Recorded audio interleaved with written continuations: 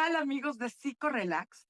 Muy buenas tardes. Una vez más, en un capítulo nuevo, hoy vamos a hablar de sanar los límites y vamos a hablar de una terapia muy mencionada últimamente para un trastorno en particular, el trastorno límite de la personalidad.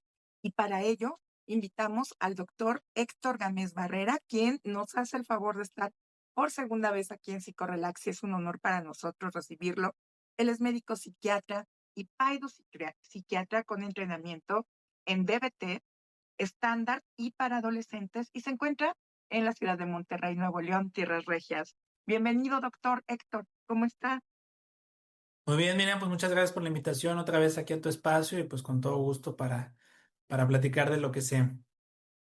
Un completo honor. Recuerda, doctor, que tras bambalinas, antes de la primera entrevista que hablábamos sobre justamente a qué va la paidopsiquiatría, salió el tema de que usted también tuvo el entrenamiento para justamente tratar el trastorno límite de la personalidad.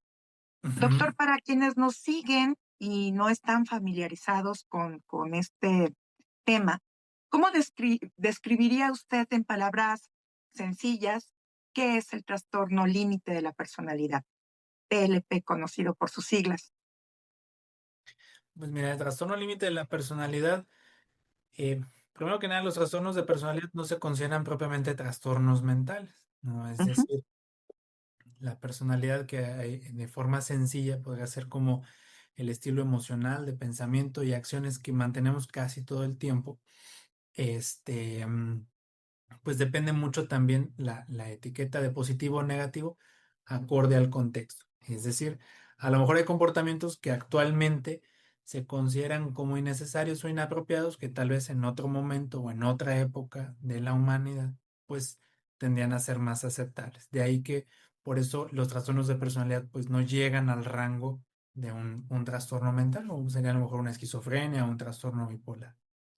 El caso del trastorno límite, pues es un trastorno que ha sido descrito por muchos años eh, y su característica central, y que es lo que toma en cuenta para la DBT, es algo que se llama desregulación emocional. Es decir, son emociones intensas, duraderas, esto tiende a ser frecuente y de ahí pues se tiene una manifestación conductual que afecta los objetivos de las personas.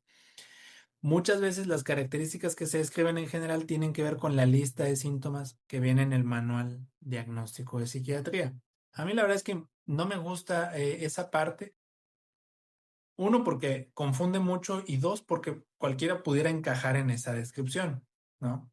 Entonces, claro, y tendemos a estigmatizar, ¿no? A decir, ah, sí, es perfecto lo que, por alguna actitud o algún evento na- eh, meramente ocasional, se puede interpretar que ya se está hablando de alguien con un trastorno y muchas veces cuando no se tiene como esta evaluación completa, integral, se puede cometer ese detalle, ¿no? sí, de hecho ya pasa, ¿no? O sea, de unos años para acá, con el trastorno, por ejemplo, narcisista de la personalidad, pues No. hoy tiende a ser una característica que se le asigna a casi cualquiera conducta que se considere aversiva. Entonces, dice, ah, pues eres narcisista. En su Ujú, momento, el trastorno límite, sobre todo en la década pasada, pues ganó mucho de esa relevancia como asignarlo, ¿no? A ver, a lo mejor mucha ujú. gente lo conoce por su, en inglés es borderline, entonces, pues es común que se diga como es que es un comportamiento border, etcétera. Algunos psiquiatras malamente así lo llegan incluso a utilizar. Pero a mí me gusta más un modelo de explicación de las características del trastorno límite que popularizó o vaya, difundió más bien un doctor. O sea, era el doctor John Gunderson. Él trabajó con muchos pacientes con trastorno límite en Estados Unidos y ya no está vivo, pero su trabajo sigue vigente. Y él, en su artículo, digamos así como el más, el último que publicó, puso cuatro grandes características, ¿no? Y entonces esas cuatro grandes características yo creo que son fáciles de explicar para cualquier persona.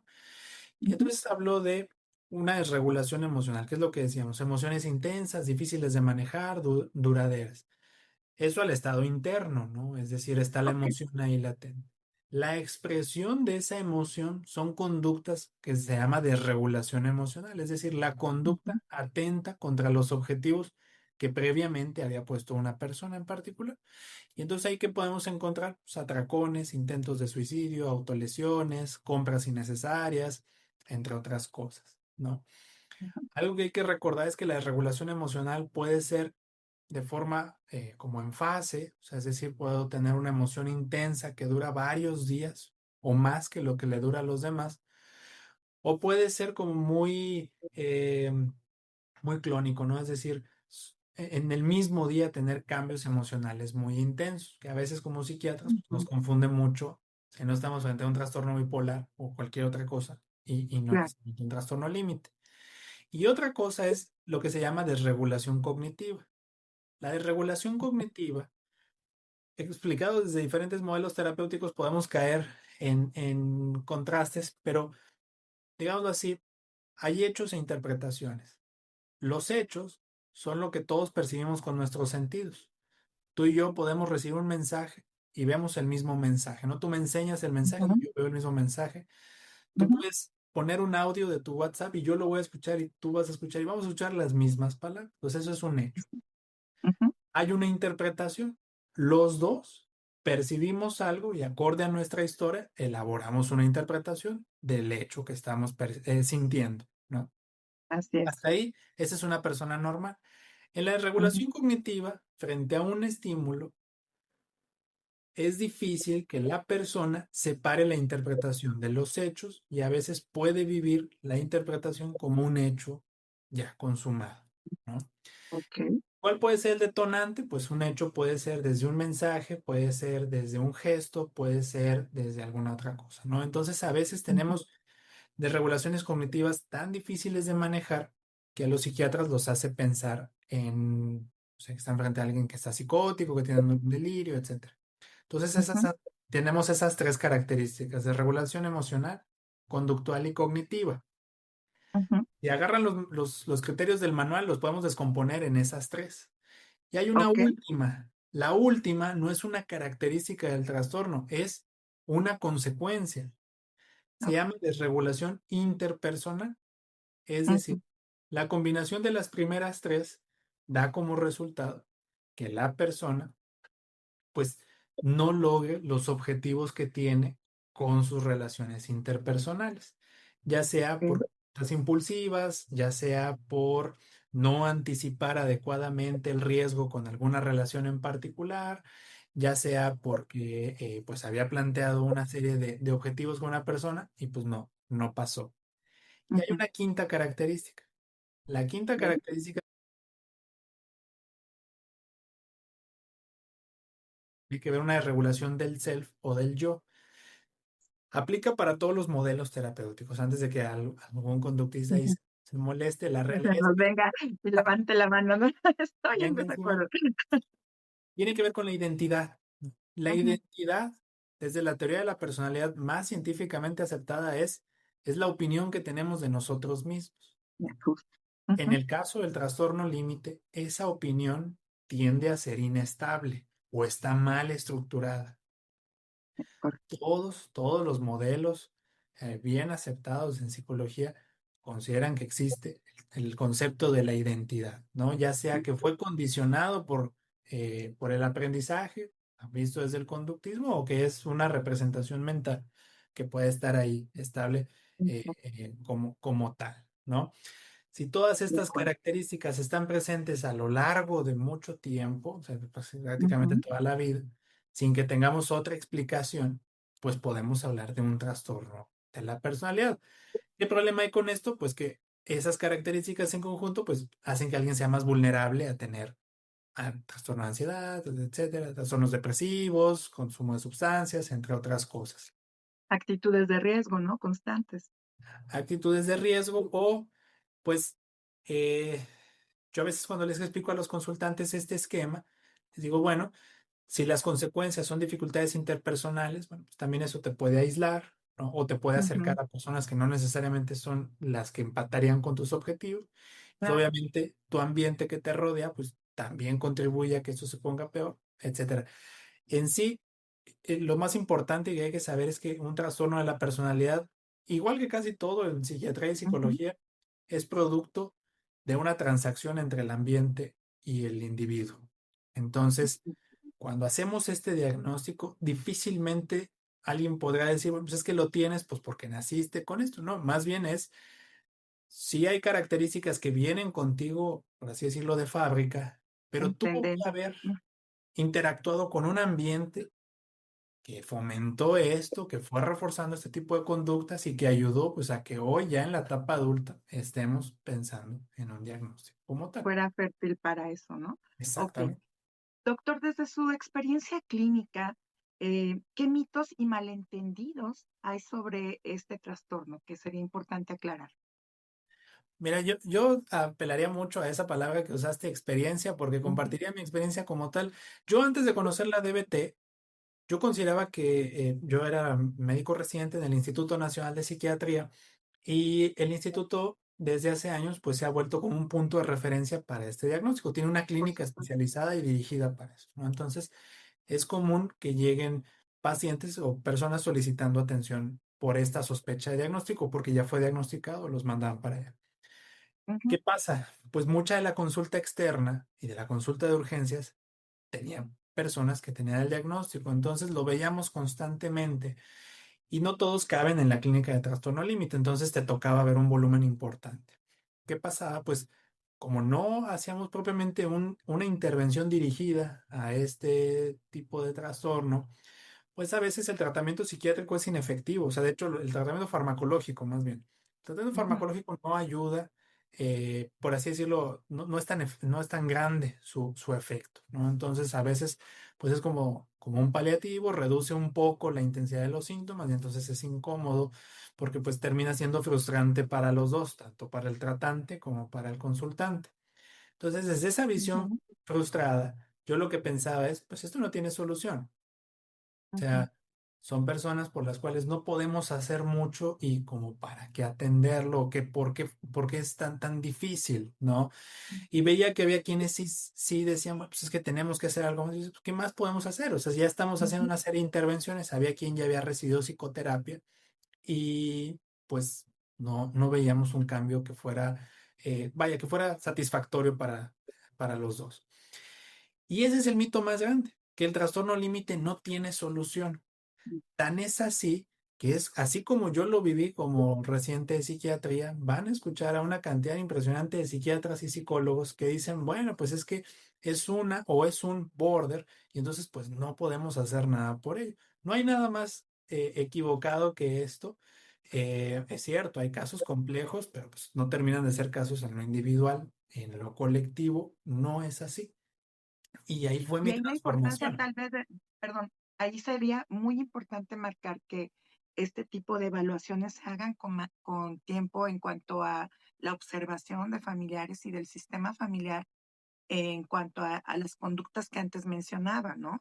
La atención previa, el prevenir, el poder tener un diagnóstico adecuado a tiempo para minorar un poco más el avance del Miriam, trastorno. porque hay que recordar una cosa. En psiquiatría, en psiquiatría y en psicología clínica, los diagnósticos son para trabajar. Exacto. Es decir, mucha gente piensa que es una etiqueta que asignamos. Ujú, Si yo pongo un diagnóstico y me comunico contigo y te digo, bueno, sospecho que X persona tiene trastorno límite de la personalidad y tú vas a establecer la terapia, tú ya sabes más o menos con esa indicación cuál va a ser el plan de tratamiento. Lo ujú. mismo al revés, ¿no? Si tú me dices, te mando un paciente, así, ya más o menos puedo hacerme una idea de qué fármacos, etcétera. Entonces, para Exacto. trabajar, si el diagnóstico lo asignamos Ujú. y me quedo ahí, nos quedamos en esa versión que yo te decía, ¿no? Yo era el residente que decía, pues es que tengo a alguien con trastorno límite, pues está bien, pues Y no ahí. jalan los medicamentos, pues ahí seguimos igual.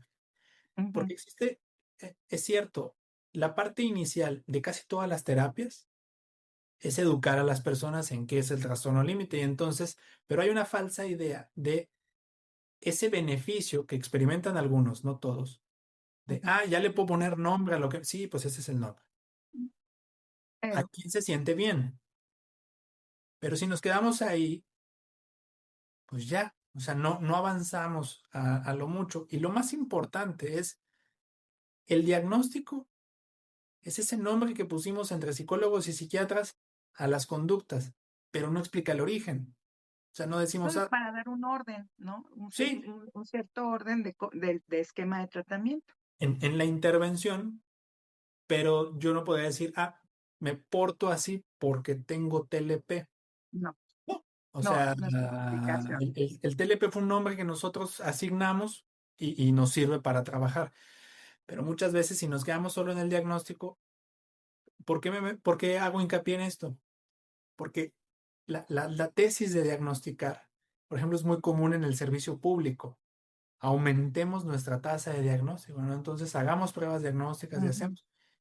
Y cuando preguntas, ok, ¿y quién va a dar la terapia? No, pues quién No. sabe, pero ya sabemos que tenemos más Ajá, pacientes que les pongo la exacto. etiqueta de TLP. Vamos. Perfecto. Bueno, pues entonces nos quedamos igual, ¿no? La gente va a decir, pues Sí. ya sé que tengo TLP ¿Y ahora qué hago al y respecto, no? Ujú, exacto. Ok. Y ahí es donde entra justamente la pregunta importante de este capítulo aquí en Psicorelax, que es si nos puede explicar justamente de qué va la terapia dialéctico-conductual, ¿no? Ok, mira, yo así muy breve te diría, cuando yo tenía esta idea errónea acerca de que no había tratamiento para el TLP, tenía compañeros que ya habían pasado por la clínica de trastorno límite de la personalidad del instituto y me hablaban de la intervención de la DBT, ¿no? Y hablaban de ella como una maravilla. O sea, decían, es que es impresionante cómo los mismos consultantes que ya vimos en el hospital, que ya tuvimos y no podíamos, ahí cambian. Hice una serie de trámites incluso para yo poder estar ahí y aumentar la cantidad de residentes que pasaban en esa época por la clínica. Y cuando llegué, pues la verdad es que quedé maravillado, ¿no?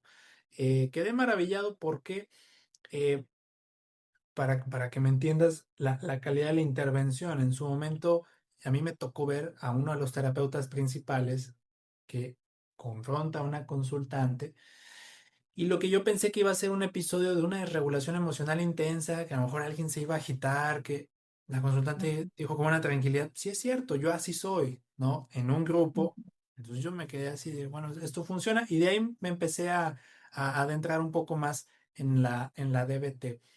¿Qué hay que entender de la DBT?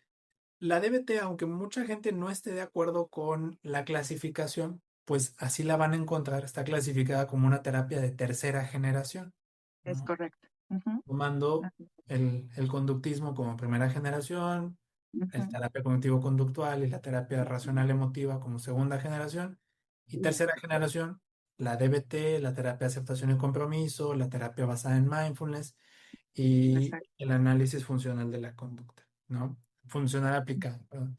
Entonces están en esta tercera generación, que digámoslo así, vienen de finales de los 80 para acá, es decir, nueva no es, ¿no? Ujú. A lo mejor raspé algunos muebles con decir la época, ¿verdad? Pero pues sí, Ay, así de, ay, muy de, bien. Sí, de eso pero se trata. bueno, nueva de reciente de este siglo ya no se puede mencionar como tal, Ya no, ¿verdad? ¿no? O sea, Sin nueva embargo, comparada con siguen las otras, ¿verdad? exactamente con Es, las que vienen detrás. es así como Ajá. cuando exponen de la fluoxetina que dicen es nueva, bueno, empezó en los 90, No, ya no, ya no exactamente. está tan nueva, ¿verdad? No, ahí jugándole un poco para quitar un poco la parte del abuso en el litio, ¿no?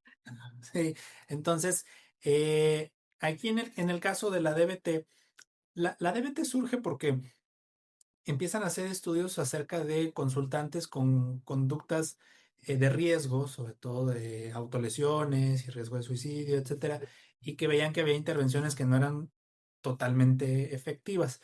Y entonces un equipo de trabajo en la Universidad de Washington, liderados por la doctora Marsha Linehan, que es doctora en psicología, pues Ujú, empiezan a hacer en un laboratorio de psicología una serie de estudios. Y parten pues de lo que había hasta en ese momento, ¿no? Como es la terapia cognitivo-conductual. De hecho, la primera publicación en un libro de la DBT se llama así, Terapia cognitivo-conductual para trastorno límite de la personalidad. Está ¿eso traducida. fue previo al manual, doctor? Eso fue previo al manual ya como DBT, Mm, ¿no? ok, De hecho, creo excelente. que es de principios de la década de los 90 esa publicación. Ujú, No me pregunten por qué, pero la versión en español tiene como la figura de la sombra de una mujer. ¿Por qué fue mujer esa sombra? No lo sé, pero así se hizo en la edición. la primera traducción al español la hacen los españoles. Por eso, si alguien tiene Ujú. acceso a ese libro, pues puede ser que en la variación ¿no? Entre el Hispanoamérica y España, pues puede haber ahí variaciones, ¿sí? Iberoamérica. Sí, claro. Exactamente. Y porque también existe esta parte dentro de la investigación, ¿no? Donde el porcentaje más alto que puede presentar estos rasgos se encuentra más en mujeres, se supone, ¿no? En algunas estadísticas como marcador Se supone, poblacional.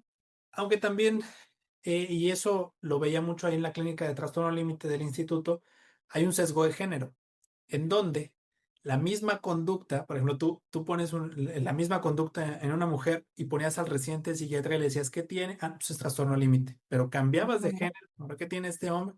No, pues es, o sea, es Bipolar. más antisocial, es más narcisista, qué raro, ¿no? ¿Por qué Psicopático. asociarlo así automáticamente? Entonces decías, bueno, no sé qué tanto es el consultante o la historia de lo que ve el Ujú. contexto cultural del evaluador, que también pues ese sesgo no nos lo vamos a poder quitar de encima. No, claro. Entonces, Pero hoy por hoy sí está demostrado que es en equivalencia, ¿no? Más o menos, o sea, no hay género para este tipo de... estadísticamente, recordar que, vaya, pues son ahora sí reportes, qué tanto esos Ujú, reportes se apegan a la realidad, quién sabe, pero pues estadísticamente sigue ujú. habiendo más frecuencia en mujeres. Recordar que la mujer a veces es la que más acepta ir a atenderse, entonces por Es frecuencia correcto. va a ser la que más vamos a captar. Y el hombre Ujú. tenemos el defecto de dejarlo pasar, entonces pues ahí es una barrera. Ahí es la variable, sí. ¿Qué vieron en los laboratorios de psicología? Bueno, empezaron a probar una serie de intervenciones que vieron que eran efectivas. Entre ellas, pues algo que aunque mucha gente lo idealiza y lo devalúa, ¿no? Un típico del trastorno, es el mindfulness. Incorporaron técnicas de mindfulness a las intervenciones, pues para mejorar la atención en el momento presente, ¿no? Prácticamente las características de la atención descritas incluso en psicología cognitiva, ¿no? Que es enfocar y mantenerse. Entonces vieron que aplicando mindfulness dentro de las técnicas de terapia cognitivo-conductual podían mejorar. Y la El otra, mindfulness también es conocido como atención plena para las personas exactamente, que están en este exactamente, acercamiento, ¿no? exactamente. O sea, lo pueden encontrar así, este, como incluso ejercicios de guiados, ¿no? Por medio de una grabación, etcétera, de atención. Exacto. Incorporan esto y los principios básicos de la terapia son la dialéctica, ¿no? Es decir, la síntesis de una tesis y una antítesis, donde pues siempre puede haber otra perspectiva frente al mismo punto Eh, y que pueden estar en equilibrio. Ujú. Y la aceptación. Todo eso a partir de qué? Pues a partir de que se revisitó los principios del conductismo, ¿no? Donde gracias a esa, pues, reevaluación del conductismo, pues se empezó a modificar un poco los defectos que tenía la terapia cognitivo-conductual. ¿Cuáles principalmente? Bueno, pues esta clasificación entre negativo y positivo de pensamientos y otras cosas, donde pues a veces cuando analizabas decías, bueno, pues la historia propia del consultante puede explicar por qué piensa lo que piensa y no necesariamente que esto sea un pensamiento distorsionado, entre otras cosas. Y a partir de ahí se empieza a formar la terapia. Se va probando principalmente en consultantes con este tipo de conductas y se ve que es efectiva y que empieza a tener resultados que se mantienen a través del tiempo y que no se caen tan rápido. Y disminuyen las visitas de urgencias, disminuyen las hospitalizaciones y lo más importante, disminuyen las conductas. Sobre todo en esto que en las clasificaciones que hacemos psicólogos y psiquiatras llamamos externalizadas, o sea, conductas que todos vemos. Ok. Entonces, pues, ¿quién fue el primer blanco de tratamiento? Personas con trastorno límite en quienes encontramos muy frecuentemente este tipo de problemas. Y de Ujú. ahí la DBT se evolucionó a empezar a hacer estructuras donde pues se capacitara a terapeutas, ¿no? En el método lo más fiel que se pudiera, pues para mantener los resultados, ¿no? Y hasta ahora se ha podido hacer en diferentes idiomas e incluso se ha hecho dirigido a más allá de solamente el trastorno límite de la personalidad, ¿no? que es Sí, ¿cómo importante, en cuáles, ah, doctora? que es importante saber, se dirige al trastorno límite, ¿no? Es así, lo que van a encontrar apenas pongan terapias para trastorno límite no es la única, pero sí es una de las que va a estar más referenciada o de las más referenciadas. Más comprobada, ¿no? O sea, con la que más ha trabajado este tipo de Mira, trastorno. si fuera 2020, te diría que sí. Hoy Ujú, 2025, y de hecho, con una publicación que salió reciente de la Asociación Americana de Psiquiatría, porque ujú. se llaman igual APA, pero Ah, la APA de psicología, que es muchísimo más grande, no lo mm, tiene, la de psiquiatría, que es más pequeña, sí, donde ok, ya pone a casi todas las terapias al mismo nivel. ujú, Antes, las terapias conductuales estaban por encima de las psicodinámicas. Hoy, la APA de psiquiatría de ese tiempo, la evidencia que tenemos es que no son tan efectivas como decían que eran, ok, ujú. pero no se descartan. Claro, sigue Esto siendo es efectiva. importante. Sí, porque a lo mejor alguien dice, oye, pues yo ya me estoy tratando, por ejemplo, con terapia focalizada en la transferencia. Y si Ajá. me siento mejor y vemos este podcast y dices, ah, caray, ¿no será que me estoy tratando con algo? Porque si me Sí, siento bien, que ¿estaré elegí mal? mal, ¿no? No. Por Exactamente. eso, de hecho, justamente este capítulo es aclarar, porque es una de las terapias más conocidas. Sin embargo, ya hay nuevas generaciones y varias derivaciones basadas también en este estudio como tal, desde donde surge hasta las actualizaciones mismas. Por eso, parte del programa, de este programa es hacer de conocimiento general el poder acercarse a distintas eh, tratamientos para ciertos síntomas, ¿no? Importante dentro de la salud mental. Adelante, doctor, perdón la interrupción. No, hombre, no hay problema. Entonces, empieza para trastorno límite. ¿Y qué se encuentra? Pues que qué características, sobre todo la desregulación emocional, que podemos decir que es una característica transdiagnóstica. Es decir, pues la podemos encontrar, por ejemplo, en trastorno por déficit de atención y hiperactividad, la podemos encontrar en algunos trastornos de la conducta alimentaria, como la bulimia nervosa o el trastorno por atracón, la podemos encontrar en algunos trastornos asociados al uso de sustancias, en trastorno de estrés postraumático, y entonces se empieza a estudiar y se hace de la misma grupo de habilidades que se enseñan a los consultantes, pues intervenciones más dirigidas a ese blanco de diagnóstico, ¿no? Entonces, por Ujú, ejemplo, hay habilidades eh, para buscar como el equilibrio entre las acciones y las conductas para trastorno límite que en una adicción se ven más asociadas a, ok, vamos a buscar un equilibrio entre la abstinencia y la recaída, ¿verdad? Y así exacto. se va modificando. Ujú, ¿Qué se encontró también? Pues empezaron a hacer modificaciones porque pues, obviamente se generaban más datos y más información y también hay DBT dirigida a la otra forma de problemas, no más internalizados, como los que podemos ujú. encontrar en alguien con anorexia, incluso en algunos pacientes con trastorno del espectro autista, que se le llama como de sobrecontrol, ¿no? Que hay Ah, una inyección interesante ese punto. importante Ujú. y entonces también uno se puede entrenar, ¿no? En este tipo Doctor, de vuelva a lo mismo con usted, nunca vamos a acabar los temas. Después vamos a abordar ese tema a profundidad. Acaba de darnos ese dato que también estaba contemplado para una tercera invitación. Ojalá me Con la todo acepte. gusto, Ujú, con todo gusto. Entonces, existe este tipo de cosas que es importante saber. La DBT como buena terapia, pues existe su modalidad individual. Yo lo que ujú, siempre les recomiendo es, y bueno, no porque yo lo diga, sino porque así está, claro. tu éxito son las intervenciones grupales. La intervención grupal es maravillosa, tiene esta parte de validación que no la va a lograr ningún terapeuta. No es lo mismo escuchar Ujú, el testimonio, la intervención, la implementación de la habilidad, el éxito o el fracaso en la implementación de alguien que puede decir, yo he vivido lo mismo que tú y me puedo poner en tus ujú, zapatos, a un terapeuta que pues más o menos intentamos alinear las habilidades a nuestra vida diaria. Entonces, claro. obviamente, el efecto que tienen en un consultante, a lo mejor un poco temeroso de Ujú, exponerse frente a un grupo, pues es impresionante comparado con uno a uno con un terapeuta que aunque también funciona, ujú, pues yo a lo mejor no he vivido las mismas experiencias o el mismo malestar que el que tienen los consultantes. Claro, y la importancia en este tipo de trastorno es la validación, ¿no? La aceptación y el cambio. La validación, aunque hay que recordar que no todo es válido.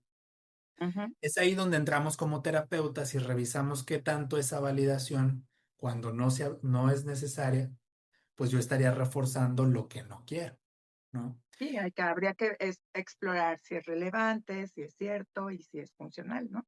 Exactamente. Entonces, es lo que se ve, sin necesariamente ser invalidante, ¿no? O sea, a lo mejor yo puedo elegir no sé, validar y reforzar el saber que se hizo una conducta que atenta contra la calidad de vida, pero Ujú. no voy a validar la conducta como tal, pues porque es atenta contra la calidad de vida, ¿no? Pero sí, bueno, ya tenemos esta fuente de información, ya sabemos, ya existe la confianza, entonces esa es la parte, que obviamente en un principio cuando te lo explican en un curso así, pues, tienes que elegir qué validar, pero lo demás, sin sonar invalidante, pues uno no lo Exacto, entiende, ¿no? Porque dices, pues no sé, y es mucho la experiencia y la supervisión lo que te ayuda a precisar ese tipo de detalles.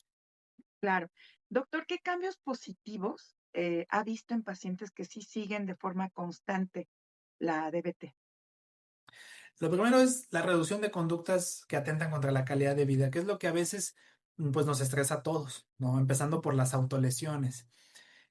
Porque a veces, pues, como la autolesión cumple una función, pues a veces yo siempre les digo que es como una competencia, ¿no? Entonces, si la autolesión ya llegó, está bien instalada y condicionada, pues por más ejercicios de respiración que enseñemos, pues sí, la competencia es muy desmedida, ¿no? No sé, el Cruz Azul contra el Real Madrid, o sea, no se puede. Estamos en desventaja. Por eso, Ujú. conforme se van acumulando una serie Perdona lo del Cruz Azul, perdón, hay otro raspón de mueble, okey. perdón, pero ahí es, conforme se van condicionando una serie de intervenciones y de habilidades, pues se permite aplicar esto multicontexto e irle ganando poco a poco a la autolesión. Siguiente, pues el manejo de algo que seguramente consultantes y terapeutas se topan con pacientes así, que es el pensamiento de muerte recurrente, ¿no? Mm, ¿Y el manejo a qué se refiere? No a quitar el pensamiento, porque de hecho eso a lo mejor no lo vamos a lograr, pero sí a regularlo y no tanto es aprender a vivir con él, porque a veces decir aprender a vivir con él suena muy desesperanzador. Entonces así claro, decir, "Voy a tener", sino es cómo lo puedo regular, cómo me puedo enfocar en otra cosa, qué encuentro yo que estimula que yo tenga este pensamiento, etcétera. Y entonces también partimos de la validación, hay una historia que llevó a que este pensamiento esté presente en esta persona y no necesariamente que sea negativo porque tú estás mal o estás defectuoso. claro. Eso cuando baja, a veces las cosas siguen mal, a veces seguimos teniendo crisis, a veces por momentos tenemos consultantes que dicen, pues es que por más que quiero, pues no logro mantenerme en el trabajo y todo, pero ya me siento bien. La familia también baja Ujú. mucho su estrés, porque dice, no, pues Y ya justo. no Ujú. tenemos tantas autolesiones y que es muy importante, empiezan a bajar los medicamentos. Empiezan a notar que el psiquiatra, a mí a veces me toca ser terapeuta y el psiquiatra es otro. ¿Sabes qué? Pues ya, Okey. bájale a la quetiapina, bájale a la olanzapina, bájale a esto, ya el clonazepam que se usaba como si fueran dulces, pues ya no. Ujú. No, no. Exacto, Eso ya hay también una modificación, incluso también en el baja el estrés del esquema, ¿no? consultante porque le da como un sentido de control, "No, yo puedo hacer esto". Y segundo, la familia, que en la mayoría de los casos está involucrada para bien o para mal, pero existe, también se desestresa. O sea, porque empieza a Ujú, notar, oye, pues ya no tenemos que refiliar tanto el fármaco, ya. Y entonces ya dicen, bueno, pues parece que esto funciona. Obviamente, ujú. hay casos que tienen muy buena adherencia a la terapia, pero son muy complejos pues, no logramos lo que queríamos. Pero la gran mayoría, manteniendo esa constancia y nosotros apegándonos al método, nos va bien. Y justo eso, usted se me adelantó un poquito, ¿no? Y la siguiente pregunta era, ¿qué papel, juega la familia y la red de apoyo, para el éxito en el tratamiento? Todo, mira, juega todo. O sea, de hecho, la familia va involucrada en algo que en la terapia se le llama, no es la única terapia que lo nombra así, pero existe, es manipulación del ambiente. Por eso también hay una Pues, intervención familiar basada en DBT. Eso no quiere decir que yo como terapeuta DBT sea terapeuta familiar. Hay que Ujú. aclarar. Pero No, sí. claro. Bueno, en la mayoría de las terapias siempre la intervención y ver, bueno, yo desde la sistémica le puedo decir todo es parte de el Ujú. sistema familiar y el ambiente, ¿no? Que desarrollamos como seres que somos integrativos, ¿no? Biológicamente, sociablemente, la parte que circula a nuestro alrededor, y esto se me fue, biopsicosociales, ¿no? Ok. Somos esos seres biopsicosociales, esa es la parte importante en Sí, todas las terapias. Ujú, entonces a veces la familia puede ser nuestro mayor reforzador de conductas que no queremos es correcto. o nuestro mayor obstáculo para la conducta que ya funciona, pero no se termina de implementar. La intervención familiar no busca echarle la culpa a alguien. Aunque Ujú, nosotros enseñemos todo esto y la estadística y lo que ujú, reporta la biología, bla, bla, bla, no es el resultado. De hecho, yo les digo a los padres o a los familiares, hermanos, parejas, incluso, mira, exacto. si echándote la culpa a ti, regañándote a ti, esto se cura, pues ya la Uy, hicimos, ¿no? O sea, te llevas qué una fácil sesión sería. de regaños, tú incluso estarías dispuesto a pagarlo y dices, saliendo, pues ya todo está mejor. La verdad es que Sí, con no. el léxico común, aguantas vara y ya estuvo, ¿no? Sí, sí, sí, o sea, mira, pues a lo mejor va a doler, pero ya esto ya se quita por completo. No funciona Ujú, así. Como no funciona, pues ¿para qué vamos a repartir culpas? La realidad es, ok, ¿qué se enseña? ¿Cuál es el papel de la familia en la crisis? ujú, ¿Qué rol juega? Porque a veces la familia no es el estímulo de la crisis, pero sí le toca lidiar con ella. exacto. O a veces la familia ya tiene enfrente la solución y no la implementa. Ujú, Entonces, sí la familia juega un rol importante en eso o a veces en tomar conciencia del problema. Si ujú, tenemos un consultante que más o menos lo nota que tiene algún problema, pero la familia pues no lo toma tan en serio, pues puede ser como ese obstáculo o al revés. Tenemos consultantes alejados de la realidad y son las familiares los que van influyendo y dicen, no, sabes que algo tenemos que hacer y aplican ese en plural, tenemos que hacer algo, ¿no? ujú. Sí, se Entonces, integran, ¿no? Y no sí, siempre puede funcionar así. te puedo Ujú, decir que los casos más complicados, incluso con todo lo que te puedas imaginar de lo que nos ofrece nuestro país, drogas, crimen organizado, todo lo que quieras, han salido gracias a que la familia termina ujú, implementando, no porque nosotros les digamos qué hacer y ujú, seamos perfectos, sino porque les decimos, mira, pues esto han demostrado en diferentes lugares que funciona. La familia dice, bueno, les doy un voto de confianza, déjame lo pongo en práctica y parece como una máquina que va avanzando y van girando los engranes hasta que da el resultado enfrentándose a múltiples adversidades. Yo sé que a veces el contexto nos rebasa, pero me atrevo a decir ese tipo de cosas porque si nos han tocado casos en los que dices, pues la pendiente creo que ni existe, o sea, vamos hacia atrás, esto es muy aplastante y se ha podido. La maravilla del vínculo, ¿no? Del vínculo. Sí, sí, sí, del Ujú, vínculo, pues de la red de apoyo, ¿no? exacto. Doctor, ¿por qué, más bien, desde el aspecto psiquiátrico y como entrenado en DBT, con medicación, en qué casos es necesaria esta combinación? ¿Siempre va a ser así? ¿Va a haber, es necesaria siempre la combinación o se puede trabajar de una sola manera sin la medicación? Mira, yo que aplicaría el meme como cuando Bob Esponja está viendo y dice, depende, ¿no? Depende del contexto, como todos los Depende del psicólogos. contexto, ¿no? Entonces, mira, en el contexto de México, lo más probable es que todos los consultantes terminen medicados. ¿Por qué?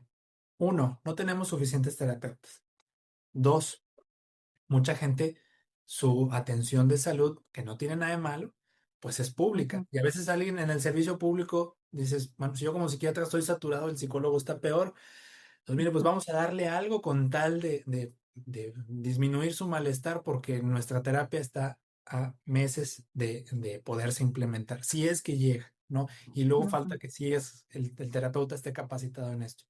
Entonces, eso influye para que haya una medicación. Segundo, el fármaco ha demostrado reducir la intensidad de algunas conductas complicadas, o sea, se ha demostrado reducir la impulsividad, se ha demostrado que puede disminuir la frecuencia por disminuir la impulsividad, pues de conductas que atentan contra la calidad de vida, que atentan contra la persona. y cierta estabilidad emocional. Sí, yo tengo a alguien con TLP y además depresión, algún trastorno de ansiedad, el fármaco nos va a ayudar mucho, pero Ujú. eventualmente vamos a bajar a esa normalidad de nuestro consultante, donde la normalidad tiene un trastorno límite y pues ahí el fármaco ya no va a hacer nada. Yo que siempre sugiero, si yo tengo en el radar que mi consultante en cuestión tiene un trastorno límite, tengo que explicarle, este fármaco es para esto en particular y esta es la expectativa. Una vez que lleguemos a ese trastorno de personalidad, el fármaco no va a hacer absolutamente nada. Puede ser que ayude, puede ser que reduzca, que hay quien sí dice, hay un antes y un después, pero en ese después sigo teniendo problemas. Si Ujú. llego a eso, vamos a necesitar sí o sí la intervención terapéutica, que es lo que termina solucionando, bueno, mejorando mucho la calidad de vida. Quienes a veces sí sienten un cambio espectacular, personas con trastorno límite y TDAH, Ok. donde por alguna razón la brújula se desvió y todos vimos las ramas del árbol, vimos el trastorno por consumo de sustancias, vimos a lo mejor el Ujú. trastorno límite, vimos la depresión, vimos, hasta pensamos en trastornos antisociales, porque bueno, es que la Ujú. impulsividad te lleva a esto, ya ha habido problemas legales y así, pero el Claro. tronco del árbol era un TDAH. Ok. Entonces, mandas el medicamento y a veces esas ramas empiezan a caer. No todas, porque pues ya tienes una historia de vida, ya se Ujú. condicionaron algunas cosas, pero sí mejoran mucho. Entonces hay quien dice, pues sí, desde que me prescribieron sea metilfenidato o atomoxetina, noto un Claro. cambio significativo. Y a veces eso nos crea la falsa idea de, pues tú tenías TDAH nada más. Ujú. O sea, sí, pero lo que ya se formó con la personalidad también conviene atenderlo, porque el fármaco pues va a llegar un momento en Claro. el que se va a quedar corto y no te va a salir a sugerir cómo hablar con un novio, cómo hablar con un maestro, cómo hablar, o sea, entonces Exacto. sí, sí pasa. Digo, depende Bueno, mucho de los fármacos y de la persona. para nuestro amable público, el TDAH al que se refiere el doctor Héctor es el trastorno de déficit de atención. Generalmente se asocia más en periodos de niñez y adolescencia, pero también existen adultos. Y lo interesante es que sigue habiendo estudios con respecto a esto y yo creo que vamos a seguir abordando muchos temas al respecto, doctor, porque todo va ligado y va engranando perfecto como me lo menciona. Doctor, ya como último y para dar un cierre a este interesante programa, la verdad siempre agradecida con todo lo que nos refresca y nos ayuda con esta parte psicoeducativa. ¿Qué consejo le daría a alguien que ha sido diagnosticado ya con TLP y que siente miedo o desesperanza al respecto? Y también para sus familias o parejas, ¿qué primer paso deben o podría recomendar para poder apoyar sin desgastarse emocionalmente? Em, lo primero es, el diagnóstico es un diagnóstico de trabajo. O sea, el diagnóstico es para nosotros y también para los consultantes y se usa para trabajar, para que establezcamos planes de tratamiento, para cuestiones administrativas, para eso. El estigma no depende del diagnóstico, depende de los demás. Es decir, hoy en día hay personas que aunque ya no decimos retraso mental y decimos discapacidad intelectual, lo siguen estigmatizando. Entonces el problema no era la palabra, somos nosotros que no aprendemos a tratar a los demás. Por eso les Exacto. diría, y si me estigmatizan es porque los demás tienen un defecto, no tú lo tienes al recibirlo, ¿verdad? Así es. Así Eh, es.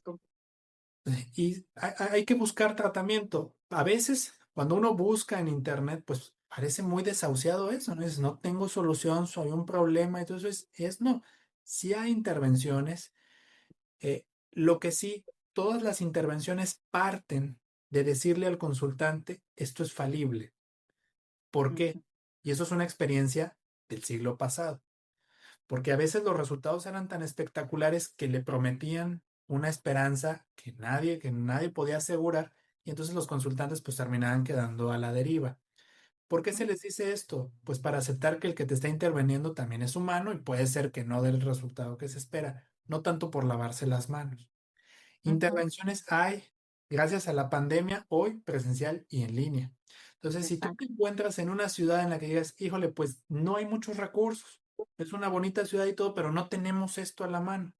Busca, Ujú. muy probablemente en internet encontrarán quienes ya Ahí tienen muy el cerca. entrenamiento.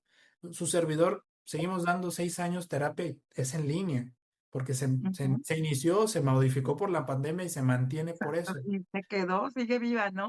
Ok. Exactamente, entonces tenerlo en cuenta y tratarlo. Bien, gracias por estas reflexiones, gracias por esta orientación también tan importante de acercarnos sin miedo a siempre a un especialista como usted. Doctor Héctor Gámez, médico psiquiatra y con entrenamiento y experiencia en terapia dialéctico-conductual, ¿dónde pueden contactarlo y seguirlo? Bueno, pues en mis redes sociales la que más uso es X, ¿no? Que como @elpaido. En Ajá. Instagram estoy como @elpaido. En TikTok, pues también estoy como @elpaido. No es que no vea adultos, ¿verdad? Pero pues me Ujú. gustó ese nombre, se quedó como el Paido, entonces, pues es por eso, ¿no? Y ahí pueden seguirme y pueden revisar el contenido que subo. Insisto, me gusta mucho X porque ahí puedo pues desdoblar en texto artículos o poner incluso ciertas recomendaciones o hacer algunas críticas a veces de las cosas que me toca lidiar. Entonces ahí las pueden leer y hasta dejarme sus comentarios de sí, sí me ha tocado vivir esto, o en mi caso lo resolvimos Exacto. y voy tomando Y también experiencia. muy interesante su Instagram, síganlo, yo los invito de verdad, que fue la forma en la que lo conocí, doctor, y que, bueno, pues le agradezco también este acercamiento para poder ser parte de Psicorelax, que de verdad sigue la invitación siempre abierta para usted, para sacarnos de muchas dudas desde el aspecto psiquiátrico. Ahora que ya lo entendemos, no solamente usted atiende niños, pero bueno, es su especialidad, y sin embargo también puede tratar estos temas tan variados como se van presentando en el área de la psiquiatría general, en este trastorno tan complicado a veces y retador, que es el trastorno límite de la personalidad. Le agradezco su presencia el día de hoy en Psicorelax. La verdad que fue muy nutrido el día de hoy esta entrevista. Doctor, gracias por su acompañamiento, por su compartirnos estas experiencias y también clarificar las dudas que teníamos con respecto a ello y de qué va, ¿no? La dialéctico-conductual. Agradezco enormemente que nos hayan acompañado a un capítulo más de Psicorelax. Yo soy Miriam Cornejo, psicóloga, y a través de Expresa Multimedios quiero agradecer a Rayo Vargas como productor general, también dar el debido crédito a Adela Zulup, quien se ha encargado el día de hoy de producir ahí atrás tras bambalinas en la postproducción también, y invitarlos a que nos sigan en todas las plataformas, Spotify, YouTube, y al doctor por medio de Instagram. Lo vi también en Threads, doctor, no lo omita, lo he pedido también ahí, así que búsquenlo, @elpaido, al doctor Héctor Gámez. Muchísimas gracias. Que tengan excelente día a la hora que nos vean en cualquiera de las plataformas. Una